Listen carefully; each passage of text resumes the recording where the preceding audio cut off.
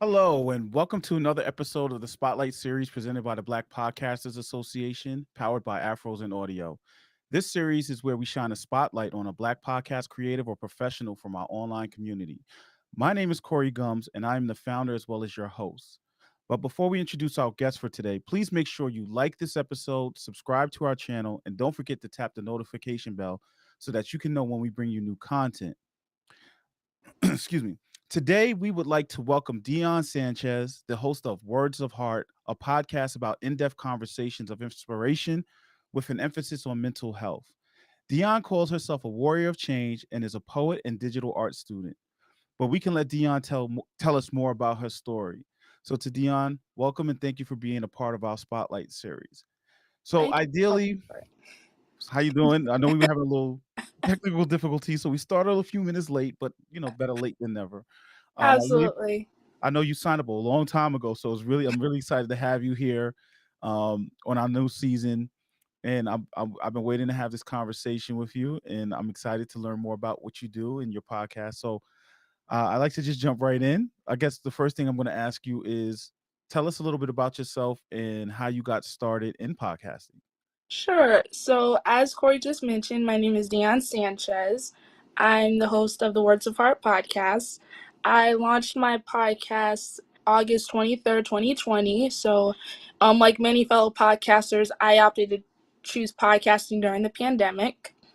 And it basically started um, when I got diagnosed with diabetes, or at least that's when the initial idea started. I felt God called me to be a warrior for change through my diagnosis, to be more vocal, to use the power of my voice for good. So that basically little nugget is of which is what transferred or transpired, if you will, as to what inevitably led me to start my podcast and leaning into God's calling and what people were telling me through a digital forum such as Zoom. They were saying, Dionne, what you say matters, you're inspiring. And I found it hard to comprehend as to how I could be inspiring through a screen. So, um, through those friends, through those Zoom conversations, and through God itself, is what pushed me to start my podcast. And give you more insight as far as my podcast, which again is a wonderful platform, but it's also symbiotic to my own personal journey with mental health as well. Okay. So I think that you mentioned that you started it during the pandemic, like many other people. And I think that's real interesting, in that your diagnosis for diabetes had basically was the catalyst or the spark for it. Yeah, What made you decide to talk about the particular subject matter that you talk about, besides just the diagnosis part? What was it? sure. I mean, you could have chosen to take any route in this space. What made you decide to go this route? I decided to go this route because it's a topic that I personally struggled with growing up, or pretty much growing up my entire life. Just to give you further insight into me, Dionne, and not just a podcaster, for the first 2 years of my life, I couldn't hear her talk. So, as a result of that, I struggle with mental health as early as 3 years old. So, when it comes to mental health and any struggles, it could occur at any age.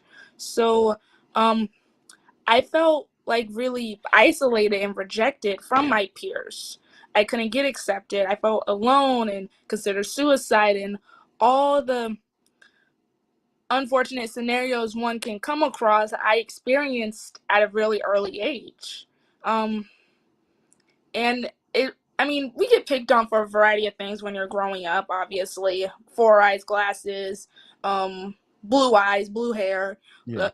uh, really superficial and things that mundane things that shouldn't be made fun of. But for me, it wasn't so much. I mean, I got picked on for having glasses, of course, but it wasn't just that. It was simply that they were rejecting me for being me.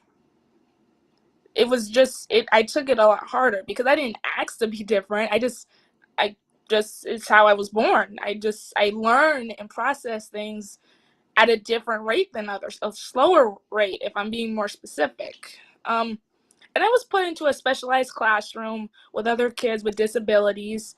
There was no medical term for what it was that I had specifically. I Hmm. wish that it was. It was the 90s. But if you're put into a specialized classroom, you would think it would be easy to acclimate to other kids, but it wasn't for me.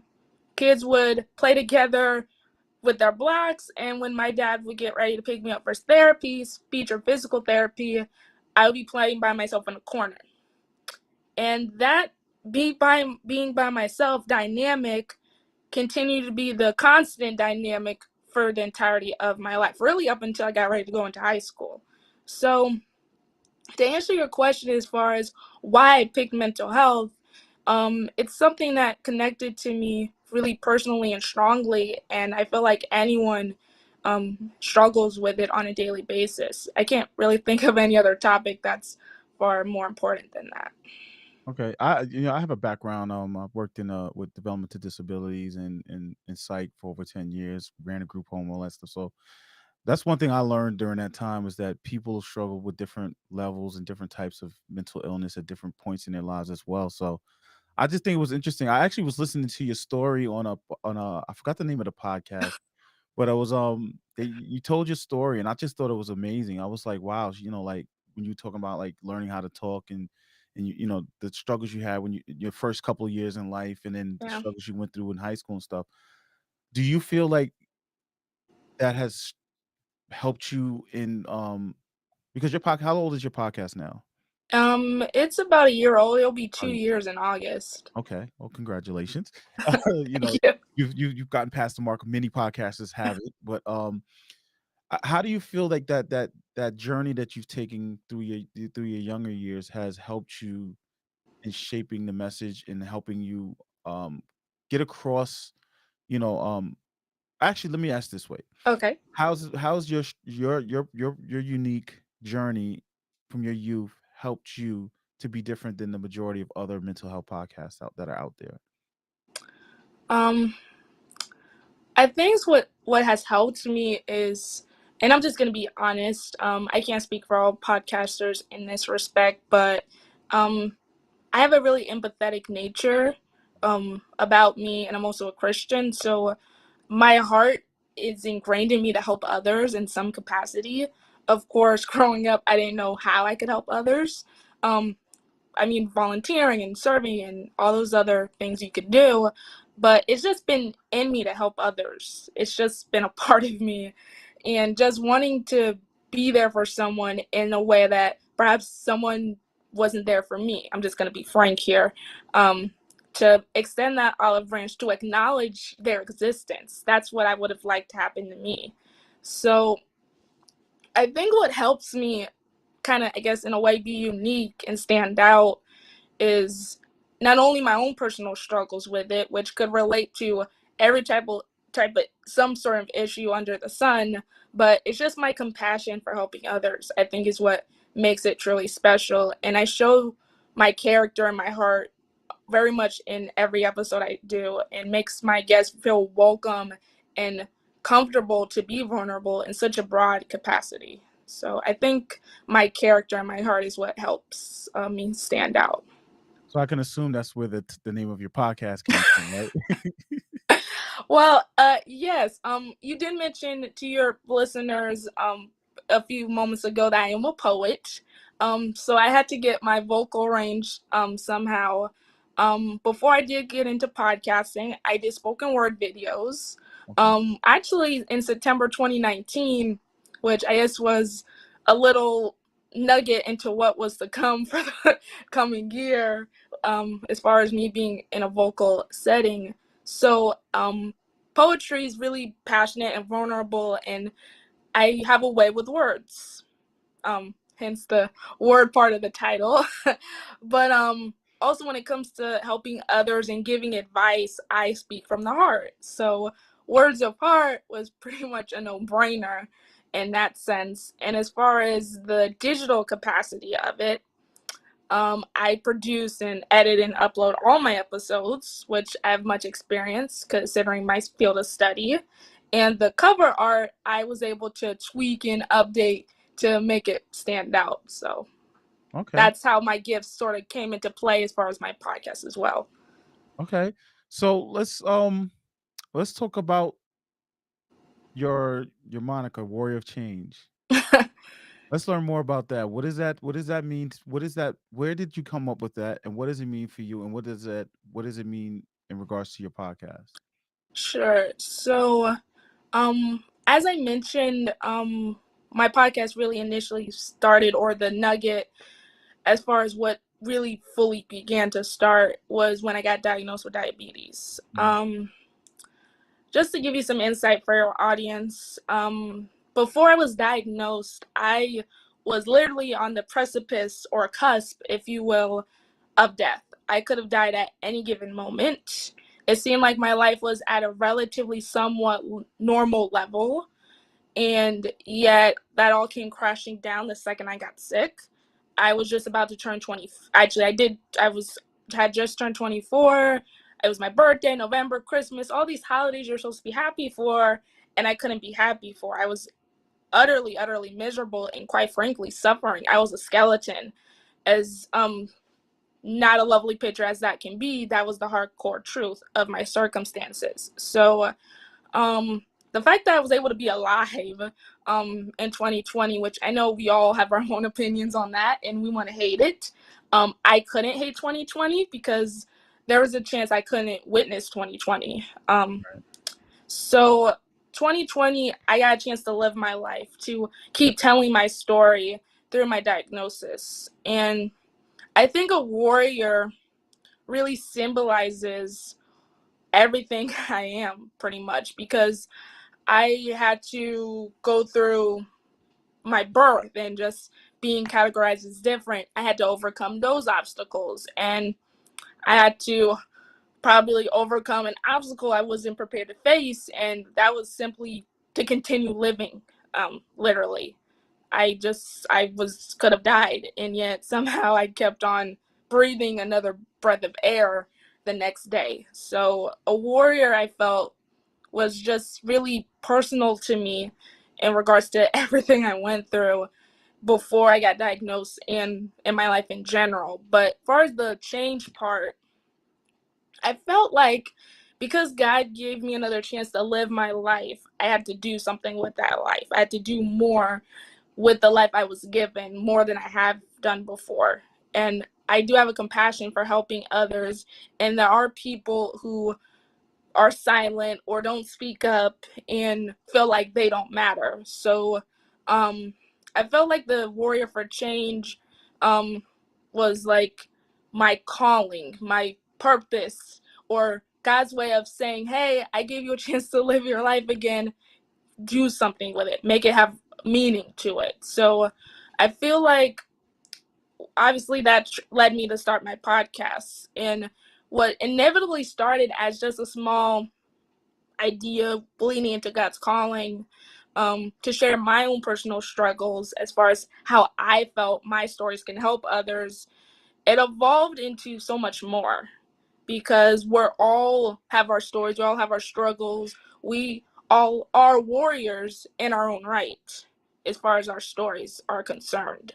So I just love that what happened to me led to me doing something more, and that this world can be cruel, it can be pretty damn horrible if I'm being honest, and there are people who, at least and if I'm in this pandemic, have felt confused, have felt hopeless or lost, and don't really know what to do, and as far as how to continue adapting to this unfortunate realm of normal.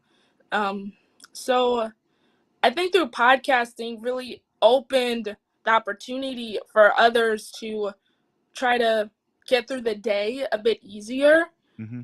through either movies or comedy, or for my podcast, it's conversation based.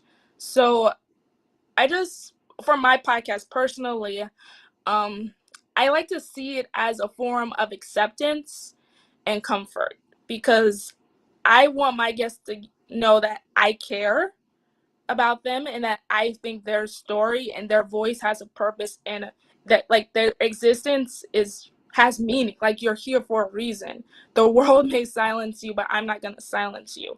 They may shut you out, but I'm not going to shut you out. So I like that my podcast is a form of therapy for those who may need a support system that they don't have. That's dope. But, you mentioned the pandemic and you're talking about being a warrior of change, and I was like, when it first started, and where I lived at, it hit us pretty hard in the initial when it hit in New York City. Um, and I remember, and I used to tell my friend, I was like, this is gonna make a lot of people realize a lot of things about themselves personally, their families, their friends. It's going to create a space where people are being challenged. And truth be told, I mean, your story is amazing. I just like, you know,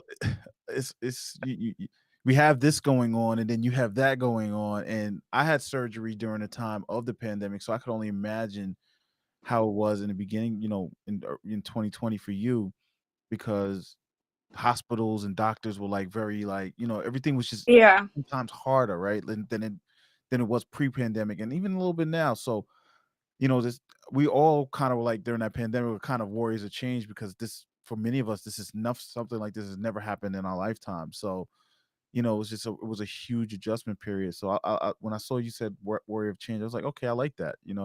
And it's the warrior for me. The warrior is you constantly keep fighting, you keep battling, Yeah. you keep going, keep pushing forward in that struggle. Um, so let's turn the wheels a little bit, and let's Okay. talk about when you first decided to start your podcast. What were some of the initial struggles you had, and how did you overcome those? I guess I can go off of the topics I've covered at least. For the first season, it's really just me talking. I was new to it. It was audio based. Mm-hmm. Um, how I introduced the episodes, I guess that's the only way I can explain it. Is I would, as I mentioned, I'm a poet, so I had to share some of it in that sense. I would share a piece of poetry or scripture or song lyrics, something that people can relate to, I feel. And then I'll explain the emotional meaning behind it Mm-hmm. and try to apply some type of life advice or principle to help them get through the day. As far as my own personal topics in regards to those, I would share isolation, not being accepted by your own peers, um, wanting to be different or change who you are in order to be accepted.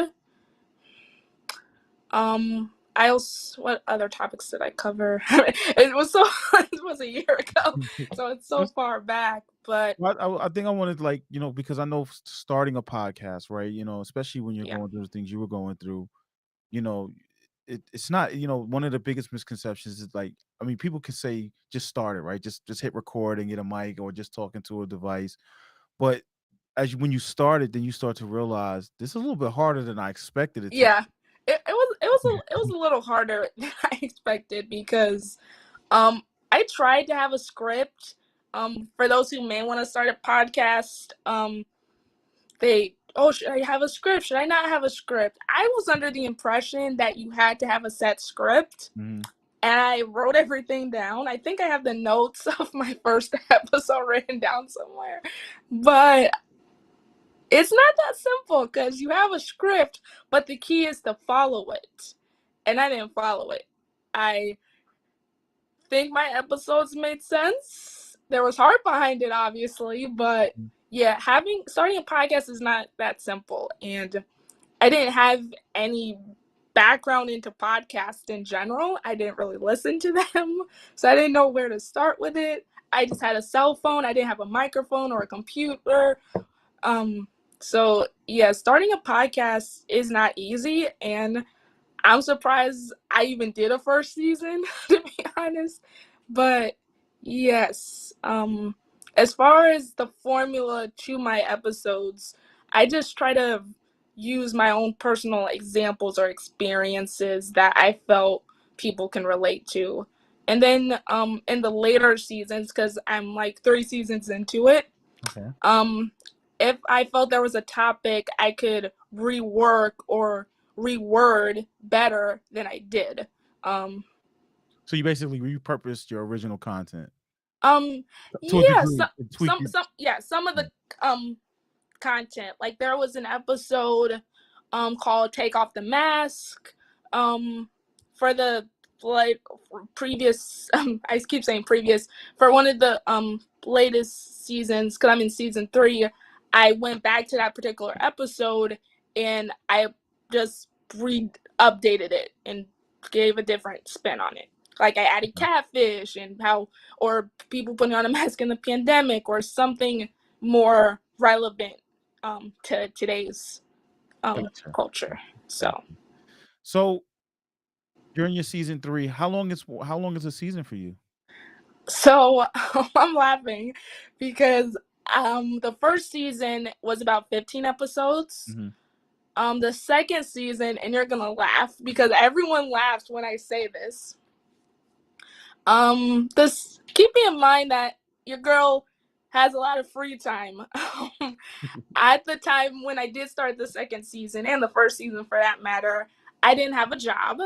I went to school online as a result of the pandemic here in St. Petersburg, Florida. So I had the luxury of being home a lot. Right. So the second season, I ended up uploading about 103 episodes, which is Right. unheard of You in said the 100. podcasting world. So your second season was basically like 5 seasons in one season.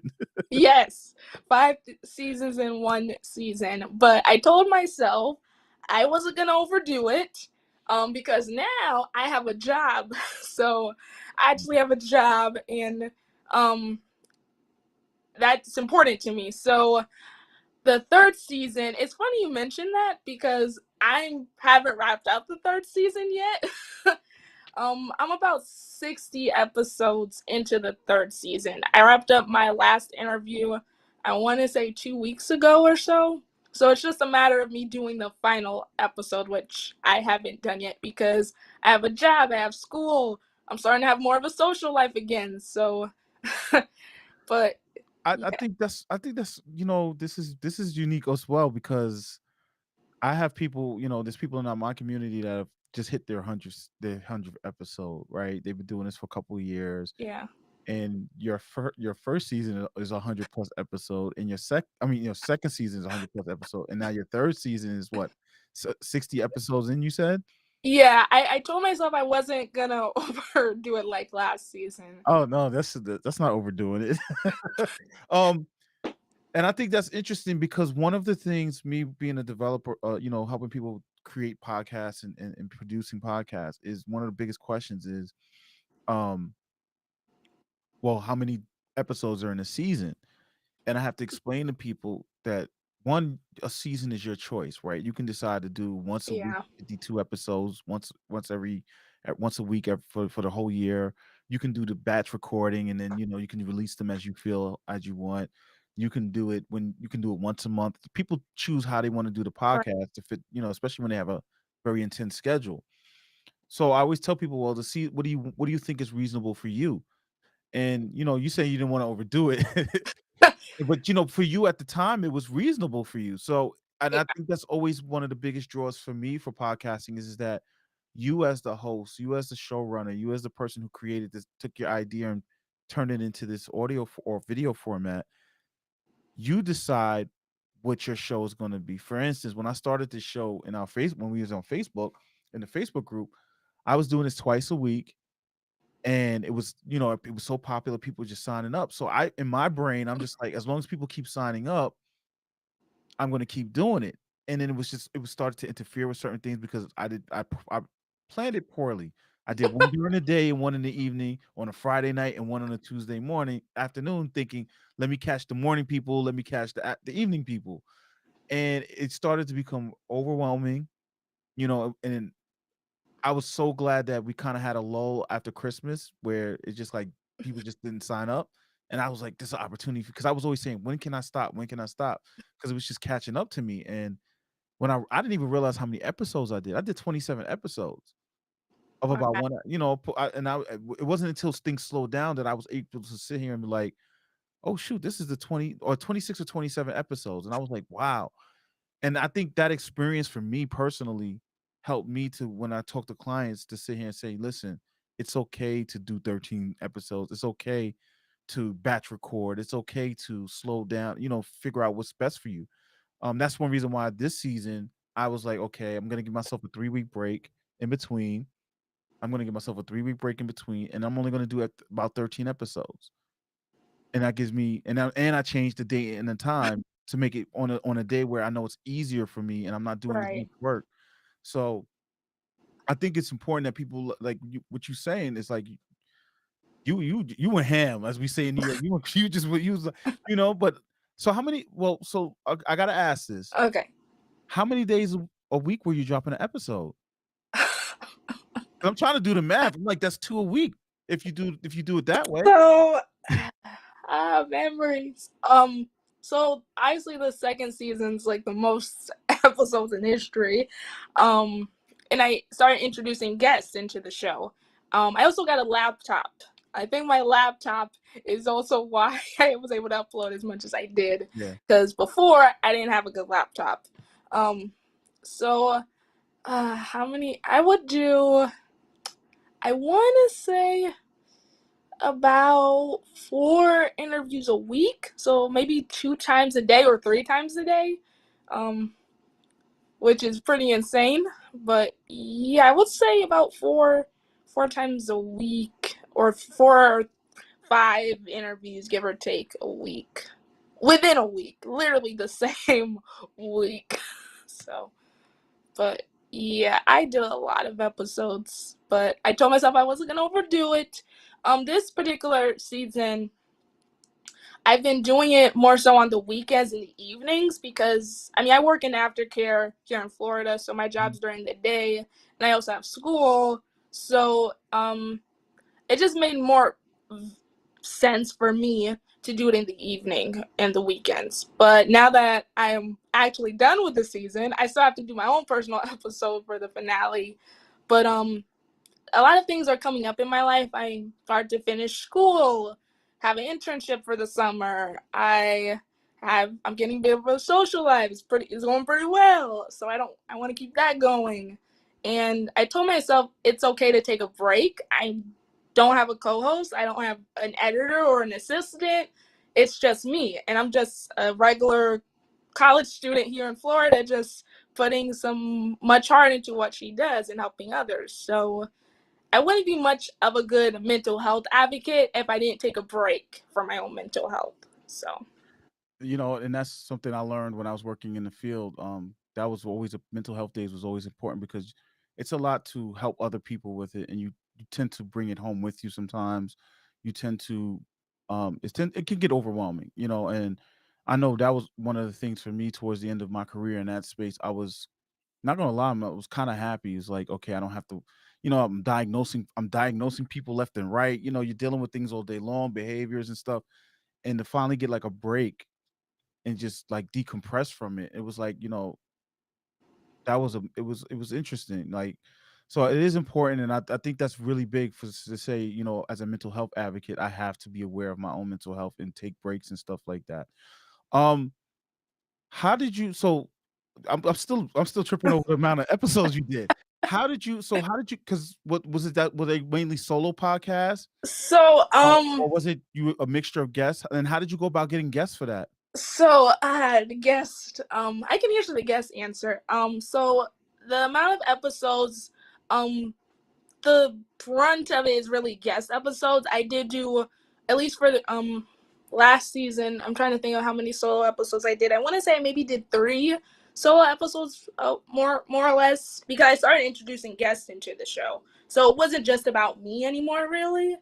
But as far as how I found guests, I went through, podcast Facebook groups, and there was a website called podcastguest.com, I believe. Okay. Um, and you would fill out a Google form just like yours, and they would, they have a newsletter, and they would attach your podcast, and guests can fill out the form to pitch to be a guest on your show. So I did that. I've done it at least 3 times. And I got like over 100 and plus responses on the Google form because they give you access to it. So that's really how I got my guest. And I kept using it and using it. And I'm like 3 seasons into it. And I get probably maybe 100 or I get guest emails now pitched to me. I don't know how they get my email. But I get like several emails a day now of people wanting to be a guest, and the outpour of responses, it never dies down. So it's pretty awesome that people find what I do to be so awesome that they want to reach out to me. So how do you vet the guests to make sure that they're in, that they're in line with what your message is and what your podcast is about? That's a good question. I guess for the last season, which I guess I did it for this current season as well, I try to read each response very carefully. Um, there are many people, some famous people who reach out, and I want to give everyone the opportunity to share their stories, but like, I guess in my opinion, I try to look for the underdog within these responses a bit, because some of these guests are pretty famous, so them not being on my show isn't gonna hurt them. They still have an opportunity to share their message. So I try to look for the underdog within these guest responses. Okay. Um, but yeah, I think that's how I vetted them. Also, I have a Google form now that I try to get guests to fill out now who reach out to me. And I add the question, like, do you listen to my podcast? I just, that kind of gives me an idea. And they just explain their message and their response. And I'm rattling my brain because I get a lot of responses. But basically the underdogs, and if they listen to my podcast. But even if they don't listen to my podcast, I'm not offended.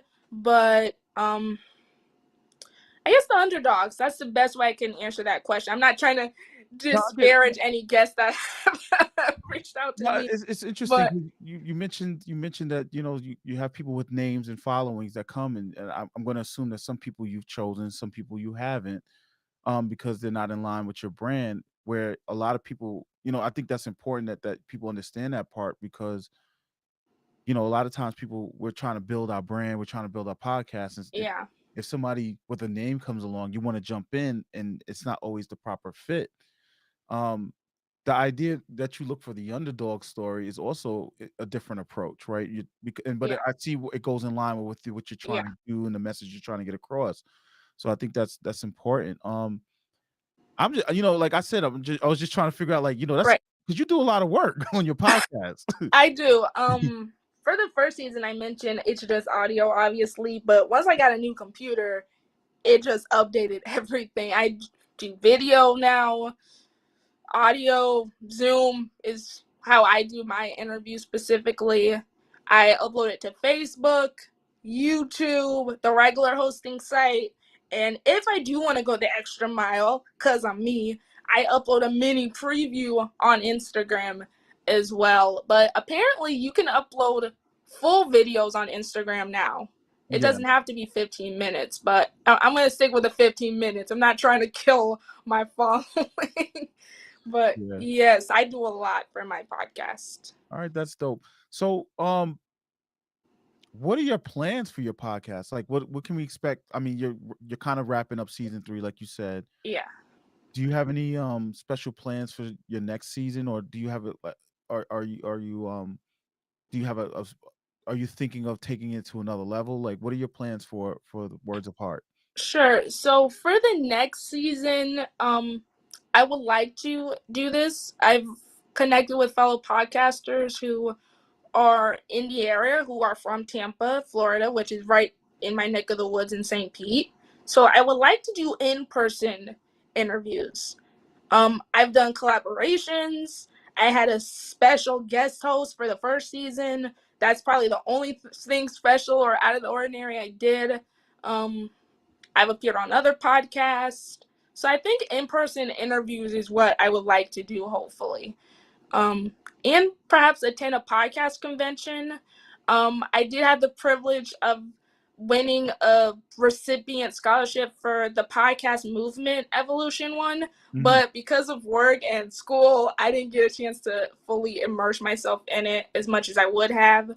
So hopefully attending an actual podcast conference in person, I would love to be the next step for my podcast and to be recognized locally here too in Florida.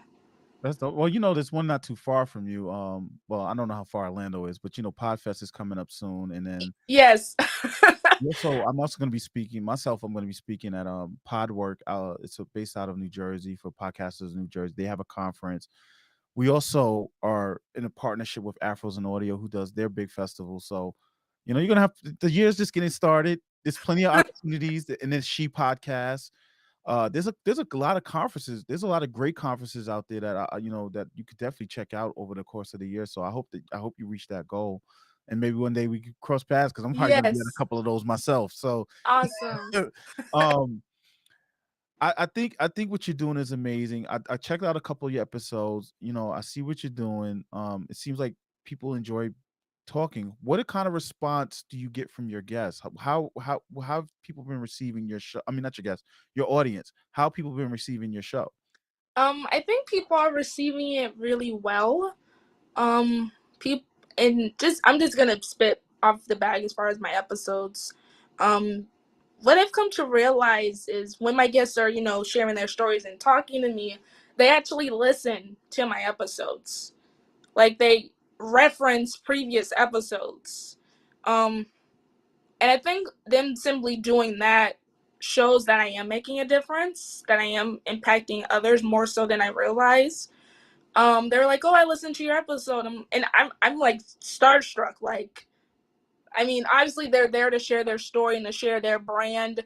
Um, I don't make it necessary for them to tune into any of my episodes. Many people on other podcasts obviously do that Mhm. because it makes sense to, but they have their own lives. So the fact that they mention that they listen to my show just makes it known to my audience, particularly and myself, that hey, we do actually love what you're doing with your podcast. So I think it's resonates pretty well. Particularly, and I think you're on Twitter. I'm not really sure, but the podcasting community on Twitter is just an outpour of love and support for my podcast, particularly. Mhm. There's this podcaster, Derek Lane. He's the host of the Last Word podcast. He's also a fellow Black podcaster as well, and is incredible. He like calls me the Tupac of podcasting, pretty much, because I uploaded so many gosh darn episodes. But yeah, I think the amount of responses from my podcast is pretty awesome, and just it blows my mind how people connect to it and resonate with it so well. That's dope. The Tupac of podcasting. All right. You put out here, basically you said you had the work ethic of Tupac. You out here putting all this music out. Well, he was putting a lot of music out. You putting out all these Podcast episodes, yeah. um do you have any plans now? I mean, one thing I do know about podcasting is it financially it can become a burden, right? There's Yeah. equipment you need to stay on top of. There's the hosting fees. I don't know if you advertise, but there's this marketing portion of it. There's conferences and stuff and travel. That's also going to play a part. You're talking about doing in person. I can tell you from my mobile studio, there's a time cost as well as a financial cost to that. Um, do you plan or how do you monetize your podcast, or is this just strictly like I'm just doing this is what I want to do and I'm just putting my voice out there? It's really at the moment just putting my voice out there. I've had someone approach me about possibly sponsoring it. I even did a formal Zoom interview with them, but I it just didn't sit well with me, Mhm. so I decided not to, and there's nothing wrong with that. No, there is. Um, I am a college student. I also have a job, which I mean, I watch little kids all day, which and it pays well, but it would be nice to be paid to do something that I put so much heart into. But for now, I'm just good with just doing it for the love of it, which I find nothing wrong with that. And I have a huge support system with my family and my dad. Just to give you insight into him, because he's pretty awesome. He was actually a radio personality here in St. Petersburg, Florida, for Okay. a radio station called WRXB.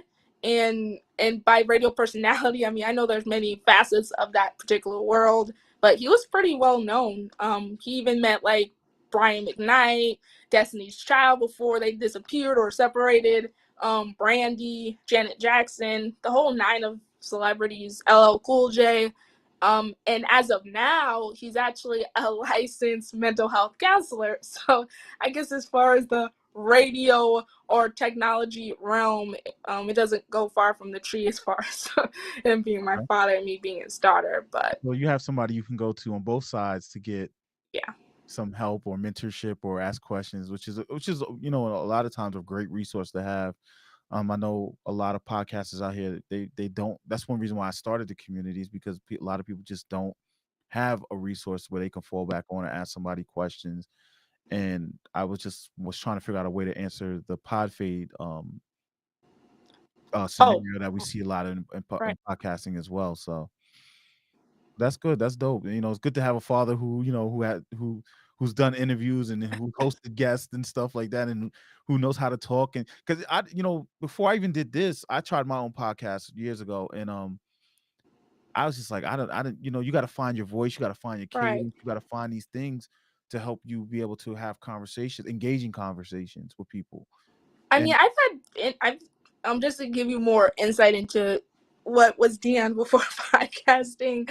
I did journalism in high school, okay, so I did have a little minor experience as far as asking questions and talking to people and writing it down into a full blown article. So and I mentioned this in plenty of interviews. My podcast, aside from it being pretty awesome, is a real birth of every gift I possess. My tech savvy side, my creative side, the journalistic side that I was pretty good at in high school, just is really birthed from every creative root that's ingrained in me and my experiences in a whole. so it So seems like all roads are eventually going to lead to either podcasting or some sort of activity, as you can take all those skills. And that's kind of like the same thing with me. My background's in music. I always wanted my own studio. I always loved the production side of things.